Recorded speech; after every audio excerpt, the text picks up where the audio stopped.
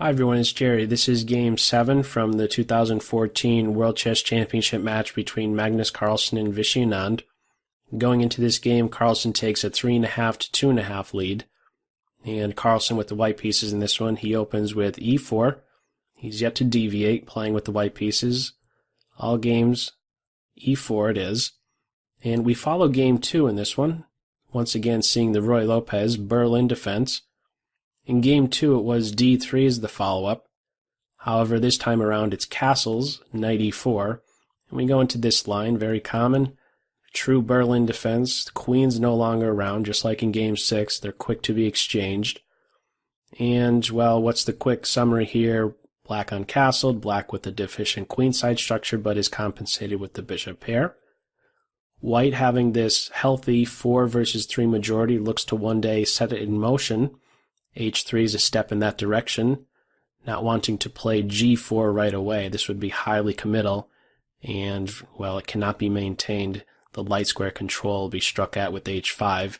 h3 first, making the less committal move first, and only then, when more development has been made in the position, this pawn could think about playing up to g4. But for now, it's just baby step approach. h3 it is. King e8, knight c3, h5, restricts g4, and there's another idea in mind with it. That'll soon be revealed. Some more development first, white occupying the only open file. And on bishop e6, knight g5, this additional idea, rook h6, defending the bishop. On knight takes bishop, rook takes, and this pawn structure stays as is. It stays together, a group of 3. We don't have that. Instead, it's g3. If g3 isn't played, instead a3, just making a passing move. If g3 isn't played at this point, notice how black can play h4. And it's not so easy to see how these pawns get rolling one day. Right? Any g4 move, we have capture, and this structure is really messy, it's unhealthy, and I think you're going to actually lose some material at some stage. So g3 does not allow this advance anymore. On h4 there would be g4. And this knight is actually in some serious trouble. g3 is also doing what more? Well, king wants to play up, be a bit more central, and contribute. It's making way for a small king improvement. What follows is bishop takes knight, and bishop takes bishop, rook g6. Very active post for the rook. Very artificial way of getting the rook active, but it's very active, hitting the bishop most directly, placing this pawn indirectly in a pin. He goes nowhere. White anchors that bishop there, and something needs to be done about this guy. For as long as he's on this diagonal, how exactly does this rook get activated? In order for white to get this piece working, he needs to give something up. There is a cost here. This next move, f6, the cost is what exactly? Well, after this exchange, notice how these pawns, they were together at this point here, a nice group of 3, but need to break the coordination on this d8 square. f6 does that, but now these pawns are split. But black has something in mind. Bishop f4 hits the pawn, but notice how this pawn is now directly in a pin, which means what exactly? Well, there goes your h-pawn. And one might think white would return the favor, pick up pawn right back up. But just like in Game 2, those of you that have been following this World Chess Championship match, in Game 2 there was an instance where Carlsen could have picked up a pawn, but instead focused more on the centralization of pieces and more pressing issues. In this case, there is a more pressing issue, and that is to keep the knight out of the f3 square. If white is to pick up that pawn, notice how knight f3 can be on board, and on king g2 we could have this little back and forth. And if white is really wanting to avoid that type of repetition, he'd have to throw his king in the corner, not the ideal environment in this endgame position. So the way to fix that is to recognize he is insignificant. What's more important here is to keep the knight out of f3. f3 is played. The rook is there to defend, and there's now a new pocket for the king to move towards the center on f2. And when he plays there, a punch would be thrown at the knight. Rook to d8, king f2, the knight is now hit. Rook takes, knight takes. This pawn could be picked up, and is, in the game, in short order. This knight is looking to reposition to the e3 square. Knight f5, rook h1, giving up a2, but getting the h-pawn in return. As it stands right now after bishop e6, white is the side who's down a pawn, but is compensated by the fact that his rook is much more active of the two. Certainly looking to get to the 7th rank, pressure on the knight. This rook, it is a half-open file, this one here, but it's a well-defended pawn on g3. Bishop and king are conveniently defending. And this pawn here could be picked up, it would seem, at any moment, although in the game, he goes nowhere. This pawn lives. What exactly does black come up with? After g4, the knight has to make a decision, choosing d6. And on this very active post by the rook, we now have knight f7. Nice reorganization of the pieces. The bishop's there to defend the knight, and the knight's also there to watch out for ensuing checks on h8. Can't really make much further progress with the rook on h7. What follows is knight e3, king d8. Now this bishop is the only one around to watch out for the knight. He's there to defend the pawn, but now he has two jobs here. He could only, well, I should state it like this. After knight f5, the move played in the game, he cannot take the knight. So when black plays here, he's defending the pawn, but has to now deal with a knight residing on this f5 square. He's immune from capture. Bishop takes knight, pawn takes bishop. Now your rook and knight are hit, and white would be winning. So he has to work. Black has to work around this pesky knight. So what comes up next? We have c5. Initially, I thought it's there to take out one square by the knight. That's true. An additional idea behind that is to make a quick shift with the black king by way of d7 and then c5. And I say a quick shift because, or a quick reposition, because when you play to d7, you would now be in a pin, right? And you don't want to stay in a pin. You don't want to go into a self pin for long. So if you're going to play to d7, I thought one of the ideas was then to be able to make use of this newly created home on c6. So this c5 advance, in other words, guards d4 most directly, but now has a new pocket available for the king to go to, where he'd be more central. Okay, as a follow-up, we have knight g3. He looks to reposition by way of e4 or h5. This is the more appealing of the two, being in the center, where he hits at c5, which is currently unprotected, and keeps pressure on the f6 pawn. Following up, we have knight e5, and a lot of time was spent on this move. Now, what exactly was black having to calculate when he plays knight to e5? That will soon be revealed. What we have as a follow-up is rook h8 check, rook g8, bishop takes knight. Notice on rook takes rook, there's bishop takes pawn. The rook will be won back. White is up a piece and winning. And after pawn takes pawn, we have rook h5. What's happening with this pawn on e5? One variation I would like to point out is, well, one that comes to this very position, but with the rook still on g6.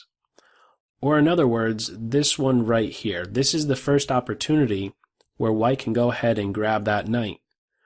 But he's inserting this check for a particular reason. Notice how, if white meets this move, the move played in the game, knight e5 with bishop takes knight, look how things are a bit different with the rook being on g6. After rook h5, there is this move bishop to a2.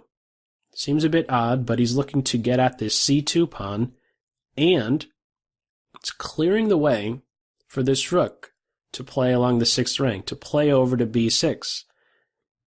On rook takes e, there's rook b6. How do you defend against b2? b3 is met with c4. This structure is being broken down, And the end result of all of this is what exactly? Well, the black rook is getting active, and as soon as this b pawn is no longer around, this guy, the a7 pawn, is passed. Passed rook pawn. This knight cringes at the idea of trying to stop a passed rook pawn.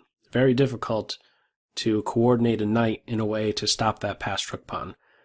The short story here is that black would get activity in this variation right here, where white could one day, in other words, have these two connected passed pawns, but black will be able to get a passed pawn himself. And keep in mind, black is the one who has a superior minor piece, one that will be there to watch over these pawns from advancing so easily to these queening squares, and he's also around to influence, well, both sides of the board.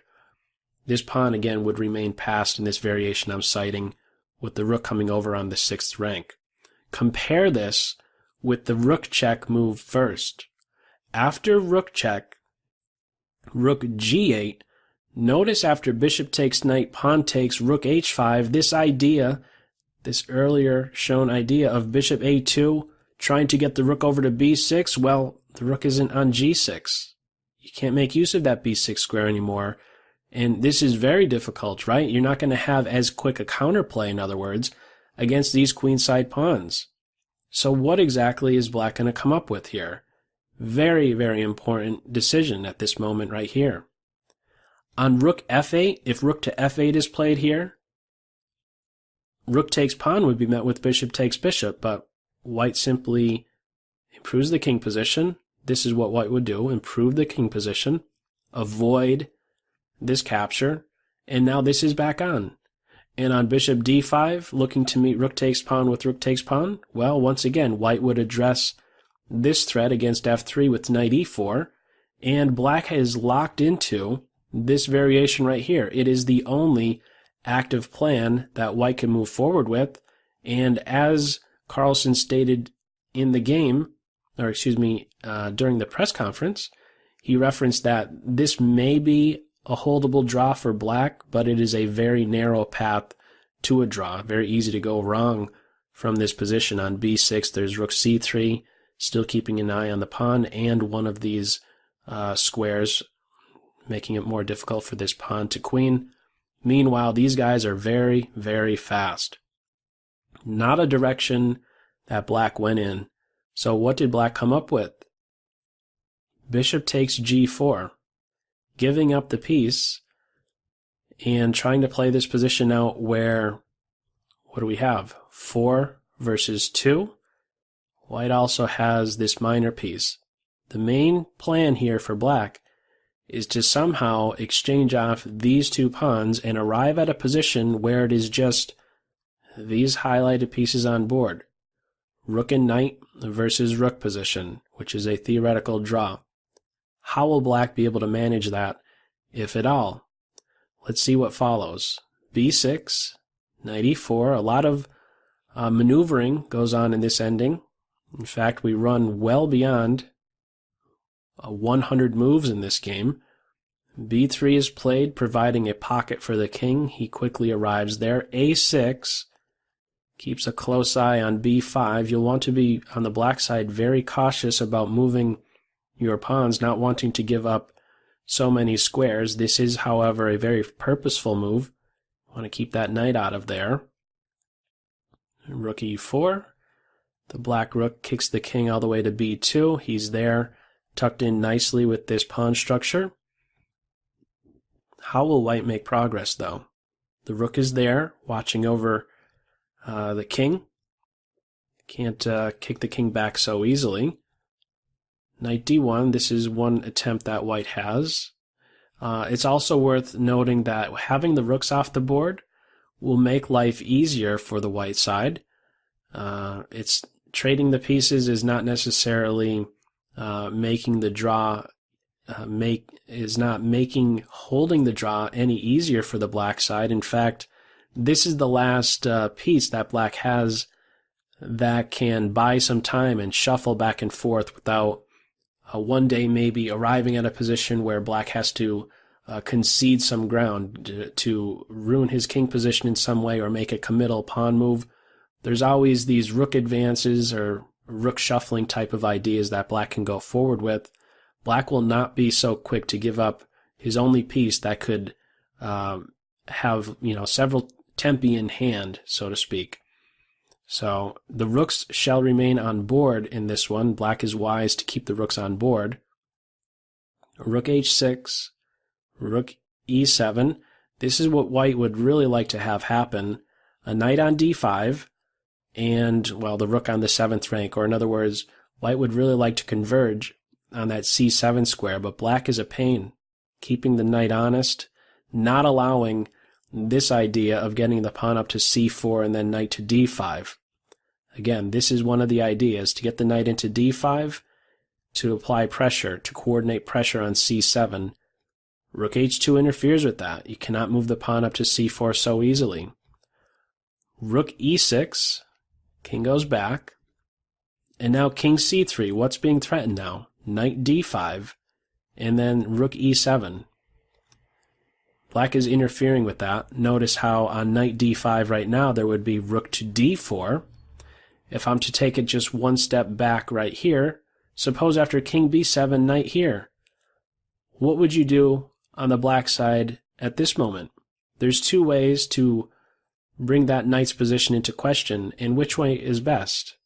If you go to h5, there's simply c4, and this is not long off from happening. You could stop that pressure with rook here, but once again, white is welcome to a rook exchange, and that is necessary at this point. White would be winning this. So, the way to approach this position is to know that if the knight does arrive on d5 right now, this is what black would do. Rook to d2. You cannot play c4. This is an illegal move. That's how black would follow. This is how black would put into question the knight's position on d5 to attack him by way of d2, not h5. So we have as a follow-up king c3, getting ready for this idea. But again, rook h4. On knight d5, there would be rook d4. The king tries something else, a little shuffle right there. Knight d5, rook d2 is tried. Knight f6, looking for something else. Eventually, white comes up with the following plan, with a lot of shuffling first. Eventually, there we go. Finally, we have some action. Something has changed with the structure. Pawn is on c4. White was not able to, going a handful of moves back, white was not able to, as we just saw, to get a knight on d5 and then anchor him there on c4. He wasn't able to accomplish that so easily. So what white just tried here is to simply switch the move order. Instead of trying to get the knight on d5 and then support him, well, first he's going to put that support point out there and then look to get the knight into d5. So some progress clearly being made here. The knight is looking for what exactly? d5. And black is not able to just keep the structure as is at this point. If he just kind of goes back and forth, it's a very key move here, rook h5, basically keeping a close eye on this pawn, because one of the ideas that black has is to shift up his king and pawns by way of b5, c6, and king to b6. These three pieces and pawns, the king, c7, and b6, will all be shifted up one square soon enough in order to combat this idea of the knight getting into d5 and the rook getting to e7. Notice how going back and forth does black very little, because at the end of the day, this is going to happen. The knight will play here, and the rook will play here. White has beautiful coordination. King defends the pawn. All of these guys are glued together, as well as the rook. So in order to combat that idea, black is once again staying on this 5th rank, lending support to this pawn, which is soon to be weakened. Notice with any pawn move there is some weakness that is left behind, and surely with b5, it's the c5 square that would be weakened. Black anticipates this pressure against that point at some stage as soon as b5 is played, so he's staying here, in other words. Soon we'll have black push up right now, and this moves 61. Knight c3, c6, everything is getting shifted up just a little bit on the black side, and now white goes in for this. Rook e7, king b6, knight d7, the king is getting pushed forward. Is this going down a very dangerous path or what for the black king? Well, maybe not so much so. After king b4, notice he's there to put pressure on these pawns, and what is the idea still? To eliminate these two pawns on the white side. What is white going to come up with? After rook e4, this certainly interferes with king to b4. If king b4 is played right now, there's pawn takes, and that's a discovered check. King takes is necessary, and white is winning this position. There's not going to be a way to exchange off these pawns for the only remaining white pawn. The rook is there watching over these squares, a4 and c4, and the knight is not long off from helping out with that as well. The king is also conveniently placed to watch over that b pawn. So, king b4 is not a good choice, in other words. Rook g2, king c1, rook g1, king d2. Unlike game 6, king d2 is not a mistake. Those of you following this match, game 6, king d2 was a big deal. It was a blunder. It was a mistake in that game. Not here. Rook g2, king e1. This is the only way to really try and stop these checks. But notice how the king is drifting further away from being in a position to help out with the defense of these guys over here, the b and c pawns. One cute move here is this right here. Instead of king e1, suppose king c3. This would have been interesting. On king c3, there is this cute move b4, king d3, the only move, and now rook d2. What a cool finish that would be. You got to take the rook. If you don't take the rook, you're losing. And if you do take the rook, you must take the rook at this point. This is a stalemate. No black pawns can move, and the king can't move. All these squares are covered. That would have been a cool stalemate. Certainly white was aware of that. Not going to c3 here. King e1 instead. And now black goes for it. What do I mean by that? Well, there has been I should say black has been hesitant to give up this central pawn, to split his own pawns like this, but he goes for it, grabbing on c4, and sees a way to force white into a passive position. So while these pawns are split, notice how the white king is far away, and this will play a great role. After rook g3, applies pressure to b3, not so many options here. Knight takes c5, that's there to defend. King to b5. What's threatened right now is rook takes pawn. For example, on a king move towards this pawn over here, on king d2, there would be rook takes b3, and black is successful with eliminating that last pawn. Knight takes rook, king takes rook. So that's the threat here. Can't just make a king move. So what's tried is rook c1, the only try. Playing here and you're in trouble. Rook g1, there goes your rook, there goes your knight. That wouldn't be good. So it's rook c2, and now a5, preparing to one day play a4 if this knight is not around to watch over a4. There would be a4, and finally black would have eliminated this remaining pawn. Still what black is shooting for here. King f2, rook h3, rook c1. This was a threat. Rook c1 gets out of that idea. King b4, more pressure here. It's a restricted position, a very active position by black. And it's very interesting how that came about. White was the one trying to come up with some play here, but that black king got very, very active. Knight is tied down to the pawn. Rook is tied down to the defense of the knight. King e2, And now rook c3, there really wasn't much more that you could do on the white side. He's too far away. He's not there in time to stop this idea of rook to c3. Rook c3 is on board, and rook takes rook, there's king takes. This is a dead drawn position. What do you do here? If you move the knight, you drop the pawn. Something else, king e3, king b4, king d4 defends the knight. King b5. If you move the king, you drop your knight. If you move your knight, the king plays here. You got to go back and forth. This would be a draw here. Instead, what is tried is knight d3, king takes pawn, and this is certainly going to turn out to be a draw. There was some try here, just some dancing around. Eventually these pawns all get picked up. We don't quite get to see some type of a 50 move rule or anything like that. It becomes a draw much sooner, but they play it out a little bit. Maybe Carlsen, just out of momentum, is going on for this. It's certainly a draw.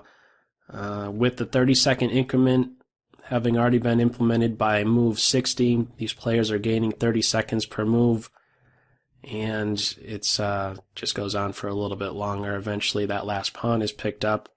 We go all the way to what move exactly? We reach in this game move 122 in this one. Eventually the rooks, by Carlsen's choosing here, he goes in for a rook exchange, basically saying, okay, you defended well, and let's move on to game 8. That's the last move of this game. Again, it went 122 moves.